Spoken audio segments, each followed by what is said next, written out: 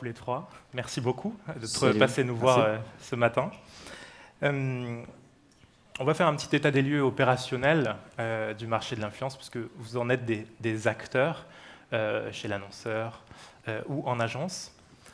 Une première question un petit peu plus générale, comment se porte l'influence aujourd'hui?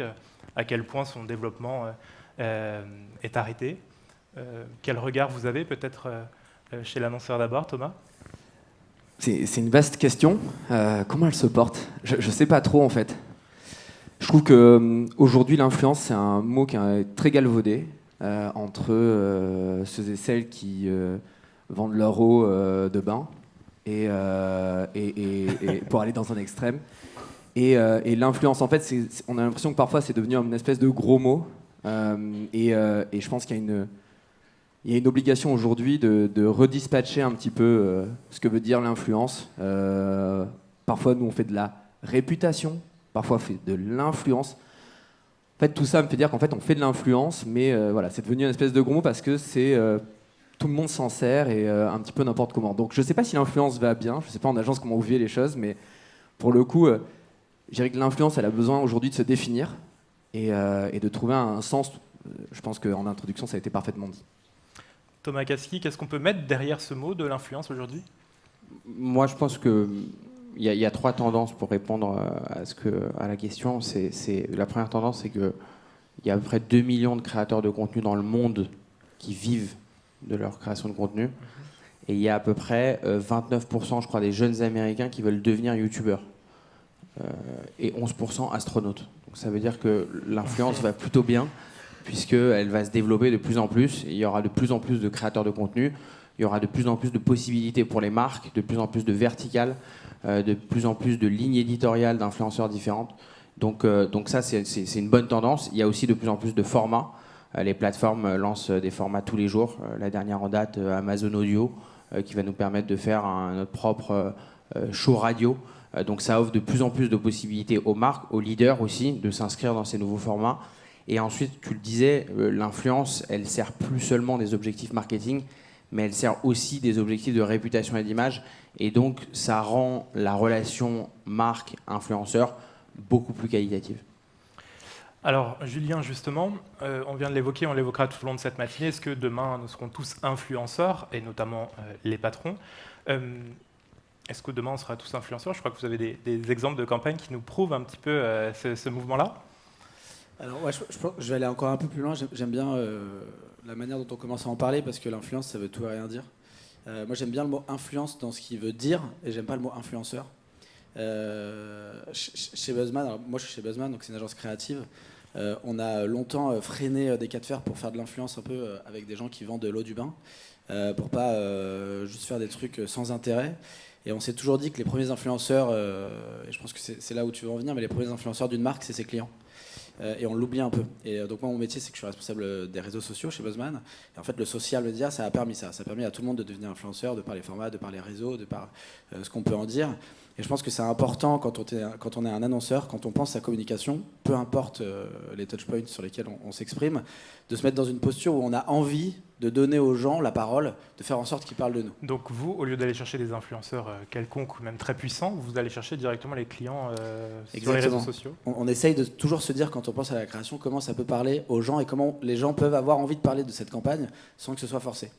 Les exemples que j'ai, c'est très rapidement, mais je pense que beaucoup de gens les connaissent. C'est sur Burger King, on a une posture de marque qui est telle que les gens sont le premier relais de Burger King. Et il ne faut pas oublier que nos clients, s'ils nous aiment, auront envie de parler de la marque bien avant des influenceurs. Donc là, dans cette campagne, vous avez choisi des tweets d'anonymes qui sont clients de Burger King. Exactement. En fait, on s'est rendu compte, donc ça c'était il y a un petit moment, c'était en 2015, quand la marque revient en France. On se dit comment on fait en sorte que les gens le sachent, comment on fait en sorte de faire parler des ouvertures. Et il y avait des gens plus que des influenceurs qui attendaient ces ouvertures et qui avaient hâte et qui s'exprimaient avec beaucoup de force sur les réseaux sociaux, c'était les gens. Et donc on a repris leurs tweets et on leur a répondu. Et c'est devenu, alors c'est pas pour rien que je montre cet exemple, hein, c'est pas parce que c'est rigolo et que c'est Buzzman, c'était la campagne la plus retweetée de 2015. Donc ça veut dire quoi? Ça veut dire que quand on se met dans une posture où on parle aux clients et on fait en sorte qu'ils ont envie potentiellement, parce qu'on ne sait jamais, hein, c'est le Graal qu'on va chercher, de parler d'une marque sans même qu'on les force à le faire, ça devient les meilleurs influenceurs et ceux qu'on parle le plus. On va en parler, je pense, mais d'authenticité, de véracité. Ouais, pour compléter, nous c'est ce que l'on fait, mais côté donc entreprise et côté salarié, avec des programmes d'employé advocacy. Donc nous on a créé chez EDF le EDF Social Club. Et en fait, aujourd'hui, on part du principe que en fait, chacun d'entre nous dans cette salle ou sur les réseaux a une part d'influence, quel que soit le nombre de followers. Et en fait, l'influence, elle va même au repas du dimanche en famille, parce qu'en fait, on discute avec des gens et on peut partager les valeurs à la fois de notre boîte, de ce que l'on croit profondément. Donc, typiquement, les clients, je suis complètement d'accord. Et nous, on l'a intégré au niveau des salariés en leur permettant en fait, d'avoir accès à un maximum de contenu.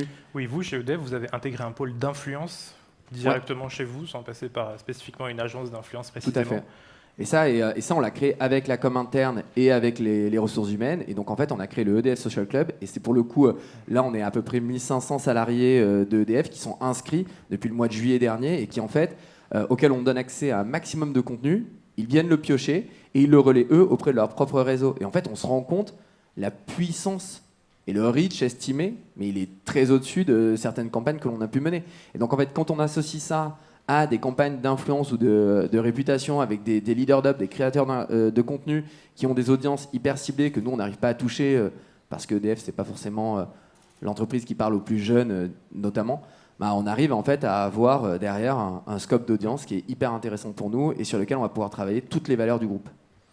Donc mêler quelque part le leader advocacy et l'employé advocacy en même temps. Ah, c'est exactement ça. Thomas Kasky, de votre côté, quelles sont les demandes des annonceurs? Qu'est-ce que les marques recherchent et viennent chercher aujourd'hui dans ce secteur-là? Je pense que, et c'était dit tout à l'heure par l'étude, les médias traditionnels continuent de participer à la crédibilité des entreprises. Et donc le tout social media, ça n'existe pas. Et d'ailleurs, quand on partage des contenus de canaux traditionnels sur les réseaux sociaux, ça performe plus et c'est ce qui fait aussi notre légitimité.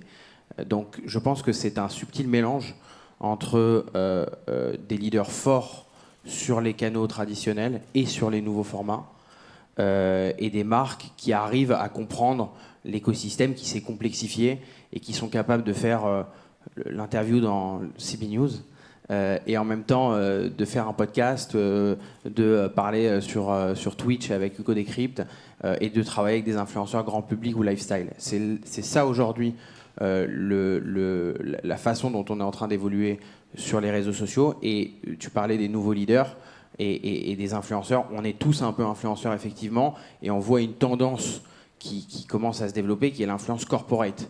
Ça ne veut pas dire que vous allez être payé demain pour vendre l'eau du bain, mais ça veut dire que en tant que patron, et on va voir le meilleur exemple tout à l'heure qui est Michel-Édouard Leclerc.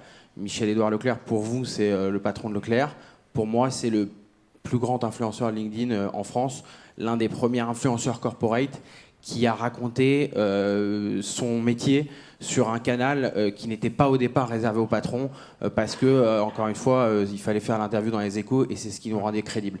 Aujourd'hui, c'est ces deux jambes qui nous permettent d'avoir une stratégie de communication réfléchie et dedans, on intègre les influenceurs B2C, les influenceurs corporate et on noue des relations avec eux qui ne sont pas forcément des relations payantes parce que quand on a des bonnes idées, il n'y a pas besoin de ça, mais qui peuvent être des relais utiles à la fois pour discuter et aussi en cas de problème. Oui, on verra tout à l'heure avec Michel-Édouard Leclerc comment se définit-il lui-même. Julien, on va regarder une vidéo et ensuite vous nous expliquerez qu'est-ce que cela signifie. Ouais, juste en introduction, mais c'est marrant parce qu'on parle d'influenceurs dirigeants, d'influenceurs des salariés. Et moi, je parlais des clients, et on va élargir évidemment, mais en fait, le mot qu'on retrouve derrière, c'est le mot un peu galvaudé aujourd'hui, qui est les communautés. En fait. Parler à des communautés de gens, que ce soit nos salariés, que ce soit des dirigeants, que ce soit des influenceurs sur LinkedIn, que ce soit des influenceurs au sens large. Alors l'exemple qu'on a là, il est un peu... moi, je l'aime bien parce qu'il est aussi, je l'ai mis en parallèle de Burger King, c'est Reddit au Super Bowl en 2021, qui veut faire une campagne pour réexprimer la force de Reddit et qui n'a pas les moyens de se faire un spot long comme toutes les marques et donc faire un spot de 5 secondes en jouant sur la puissance des communautés.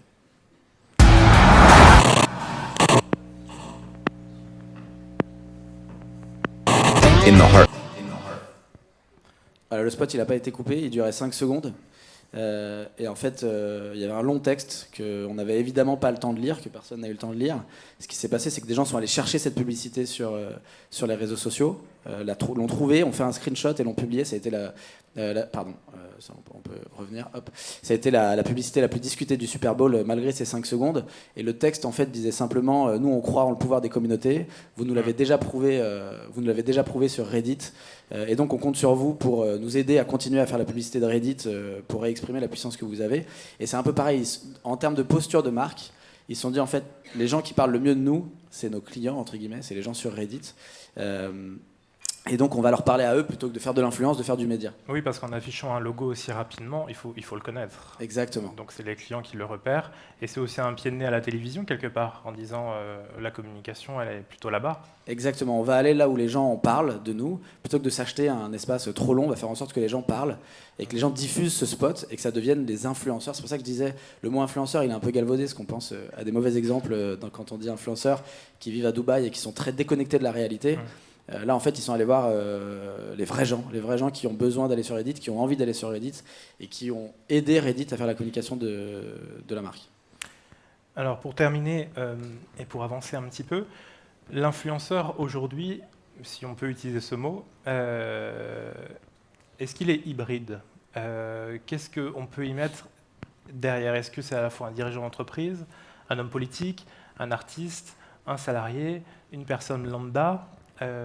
Quelque part, est-ce qu'il y a des thématiques qui vont attirer plus un profil qu'un autre ? Comment est-ce qu'on travaille, peut-être Thomas chez EDF, comment est-ce qu'on travaille cette recherche-là ?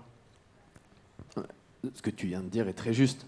En fait, tout le monde est un peu influenceur. Les journalistes, aujourd'hui, dans les médias traditionnels, la première chose qu'ils font, lorsqu'ils ont écrit un article, ils le diffusent sur Twitter. Il y a pas, c'est pas 10 000 manières. C'est en fait la première diffusion d'un article, avant qu'il soit en print, il est sur Twitter. Et souvent, nous, on voit les signaux faibles arriver sur Twitter d'un article qui va sortir le lendemain, parce que le journaliste commence à en parler. Donc, et donc, d'une certaine manière, il influence ce qui va se passer le jour, le lendemain, etc. Donc, on est tous influenceurs, les marques le sont, les dirigeants le sont, les artistes le sont, bien entendu. L'important, c'est qu'en fait, il faut vraiment qu'on arrive à sortir de l'aspect gros mot en fait, de l'influence. Ce n'est pas vulgaire, l'influence. C'est simplement savoir mieux la faire, bien la faire. Je suis complètement d'accord, on va arrêter Dubaï, parce que Dubaï, c'est sympa, mais au bout d'un moment, je pense que c'est pas la réalité. Et c'est pas engageant pour des marques comme nous. Nous, on n'est pas une marque qui vend des produits de cosmétiques. Pardon pour ceux qui le font, mais en l'occurrence, c'est pas notre cible. Nous, aujourd'hui, on se définit comme une société, une entreprise qui a des valeurs, qui va lutter contre le réchauffement climatique. Et en fait, on a besoin d'aller chercher des communautés, de travailler avec elles pour faire passer ces messages-là, qui vont bien au-delà de simplement la production d'électricité. Quel est le critère principal aujourd'hui de choix d'un influenceur pour vous ? La qualité du discours. Et ce qu'il représente ensuite. On peut prendre Puis d'ailleurs, on le voit dans les performances. C'est pas parce qu'on a 5 millions de followers qu'on performe plus. Enfin, pour le coup, après, chacun a sa définition du taux d'engagement, mais les taux d'engagement sont parfois bien meilleurs si des influenceurs ou des créateurs de contenu qui ont 10 000, 20 000, 30 000 followers, parce que audience très ciblée, très affinitaire, qui va engager, plutôt que 4 millions de personnes qui suivent. Au final, on va faire un reach, ouais, très bien, mais est-ce qu'il va réellement servir le discours de la marque ? Je suis pas sûr. C'est aussi, ce que tu dis, c'est le taux d'engagement, et c'est très important. C'est une ligne éditoriale précise. C'est ce qu'on disait tout à l'heure, il y a de plus en plus d'influenceurs, donc il y a de plus en plus de thématiques, donc il y a de plus en plus d'opportunités pour les marques. C'est aussi des influenceurs engagés. On a vu un influenceur, par exemple, qui s'appelle Arthur Bocheron, qui est un jeune influenceur en situation de handicap. Je pense qu'il a fait plus pour le handicap que n'importe quel spot de publicité. Donc, et pour revenir sur le thème de tout à l'heure, oui, on est tous influenceurs, et on voit d'ailleurs que notre puissance ici, à tous, au-delà de notre travail, c'est notre puissance sur les réseaux sociaux. Et Hugo Clément est un journaliste du service public, mais c'est avant tout un influenceur très puissant auprès des jeunes. Raphaël Glucksmann est un non-sujet en politique, pourtant c'est une star sur Instagram, et il fera peut-être 10% à la prochaine présidentielle, et il sera leader chez les jeunes, et on ne le voit pas arriver. Donc il y a plein de types d'influenceurs qui ne sont pas forcément payés par des marques, mais dont l'engagement se traduit autrement. Et pour finir, je pense qu'effectivement, l'influenceur de demain, c'est l'influenceur qui s'engage et qui parle de thématiques qui intéressent les jeunes et la société. Mais est-ce que les influenceurs sont façonnés par les agences quelque part, dans la façon de travailler avec les marques et avec les agences, ou est-ce qu'on est influenceur et c'est quelque chose qu'on ne maîtrise pas et qui est inné? Moi, je pense que les agences, elles sont là pour expliquer l'écosystème, choisir les bons leaders d'opinion avec qui on va discuter, choisir les bons formats, décider ou non sur quel réseau on va aller. Après, il ne faut pas que cette relation-là, agence, il ne faut pas que l'agence altère la relation entre les marques et les influenceurs. On le voit dans les partenariats qu'on fait. Il faut que les équipes des marques parlent avec les influenceurs directement, créent un lien. Et c'est ce qui fait le succès de la relation. C'est une relation sur le long terme. Thomas, Julien, pardon, il y a beaucoup trop de Thomas sur cette scène. Avant de se quitter, peut-être on peut regarder une campagne qui est parlante aussi chez vous, Camaïeu. Ouais, tout à l'heure on parlait de taux d'engagement. Souvent les gros influenceurs n'ont pas des gros taux d'engagement, et quand tu vas chez des plus petits influenceurs qui sont plus proches des gens, en fait, tu as un meilleur taux d'engagement. Au-delà du taux d'engagement, chez Buzzman, on aime bien parler de traces laissées, en fait. Tu le vois tout de suite si ça a l'air vrai, si c'est forcé, si c'est payé, ou si c'est le vrai avis de la personne. Le dernier exemple, c'est Camaïeu. On travaille pour Camaïeu maintenant depuis presque 2 ans, 1 an et demi. Et en fait, la stratégie pour Camaïeu, pour relancer cette marque qui allait pas bien, c'est une phrase toute simple qui est Real Fashion for Real People. Et en fait, pour l'exprimer, on allait chercher, alors le mot est un peu bizarre, mais des vraies femmes. On s'est dit, on allait chercher des femmes de la vie de tous les jours qui avaient des choses à dire, et on les met en scène dans nos campagnes en 4x3.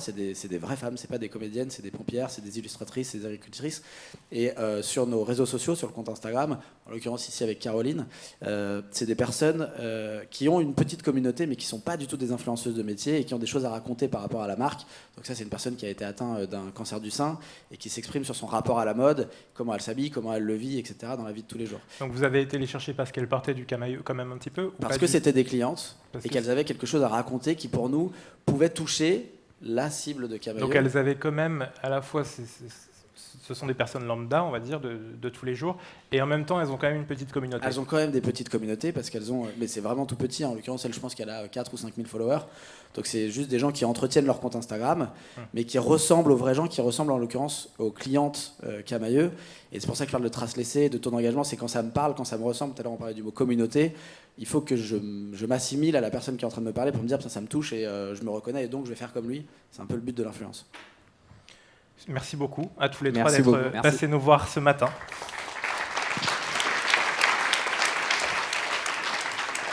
C'est parti.